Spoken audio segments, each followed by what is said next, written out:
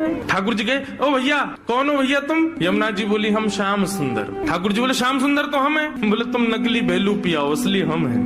बोले ऐसे कैसे, तुम पे बंशी बजानी आवे? देखो मैं बंशी बजा के दिखाऊं। ठाकुर जी ने बंशी बजाई, उससे बढ़िया यमुना जी ने बजा दी। बोले मेरे पास काली कमली तुम्हारे पास है? यमुना जी ने अपनी काली कमली दिखा दी। सब प्रकार से ठाकुर जी अपनी वस्तु दिखावें और यमुना जी उसको प्रस्तुत करें। बोले अब कैसे सिद्ध हो कि असली श्याम सुंदर कौन है? यमुना जी बोली मैं एक टेर बजाऊंगो, यदि मेरी टेर सुन के राधा रानी बगल में आके खड़ी है गई तो समझो वही असली श्याम सुंदर। अब ठाकुर जी बोले हम तो मान करके बैठे, हमारे बगल में तो आएंगी नहीं, वो इन्हीं के बगल में आएंगी। जैसे ही टेर बजाई श्री जी आने लगी, ठाकुर जी दौड़ करके गए श्री जी के चरणों में। आप मैं असली श्याम सुंदर मेरे बगल में, मैं कभी मान नहीं करूंगा, आज के बाद आप मेरे बगल में बैठ जाओ, एक बार सिद्ध कर दो। श्री जी बोली कौन कौन कहां से आ जाते हैं नकली नकली लोग, असली श्याम सुंदर तो वो। श्री जी गई और श्री यमुना जी के बगल में जाके खड़ी हो गई। अब तो सब गोपियां उन्हीं के चंवर डुरावे, उन्हीं पे इत्र छिड़कावे, उन्हीं पे गुलाब जल अर्पित करें, सिंहासन पे उन्हीं को बैठावे, उन्हीं को भोग लगावे और दूर करे श्याम सुंदर रो में। बोले मैं हूँ असली श्याम सुंदर जी, कहां से नकली आ गए हो? जैसे ही श्याम सुंदर